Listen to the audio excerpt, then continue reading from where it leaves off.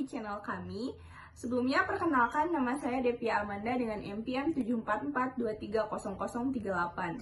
Saya Nisa Fitria Novianti dengan NPM 744230065 dan teman-teman saya.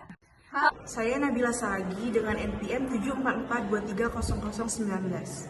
Saya Juwita Ratnasari dengan NPM 7442312. Saya Dewa Nurmayani dengan NPM 744230042. Saya Nabila Sagi Kita akan membahas mengenai perusahaan Pocari Sweat. Mulai dari sejarah perusahaan, proses produksi, perhatian terhadap lingkungan, hingga tantangan dan solusi yang mereka hadapi.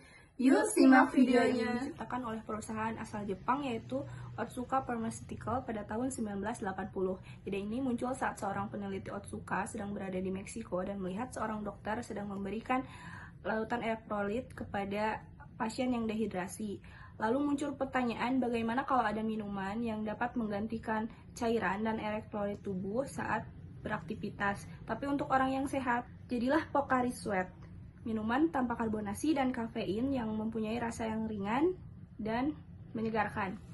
Kini Pocari Sweat sudah hadir lebih dari 20 negara dan aktif mengedukasi masyarakat, remaja dan atlet mengenai pentingnya hidrasi dan kesehatan. Lalu ada proses ECM yang dilakukan PT Pocari Sweat dari hulu hingga ke hilir.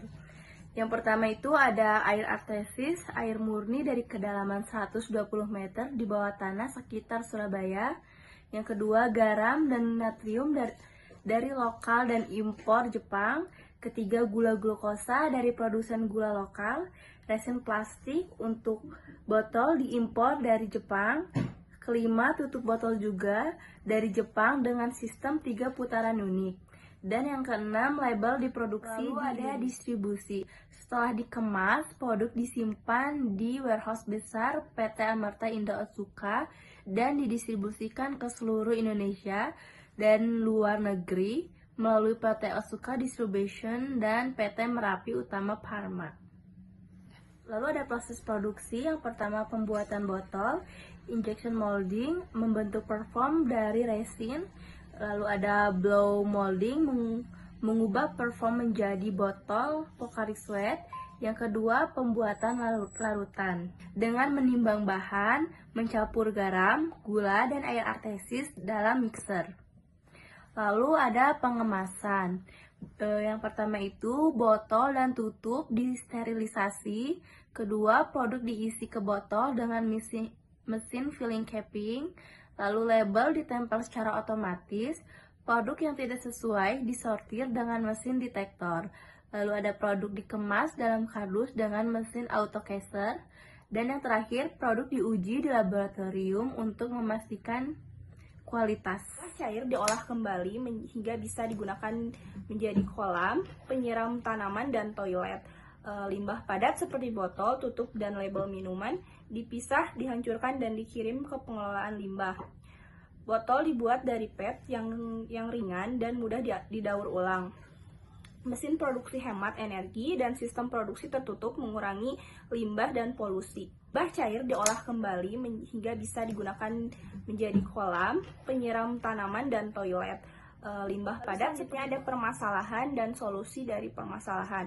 Permasalahannya yaitu promosi masih tradisional dan mengandalkan sponsor event, varian rasa terbatas, serta persepsi bahwa Pocari Sweat high. Lalu selanjutnya ada permasalahan untuk olahraga, kurang diminati untuk aktivitas sehari-hari. Lalu solusi yang dilakukan oleh PT Amerta Indah Otsuka yaitu perluas distribusi dan promosi digital, fokus pasar luar, Jawa dan internasional. Lalu ada inovasi produk dengan menambah varian rasa seperti Pocari Sweat dengan nata de coco.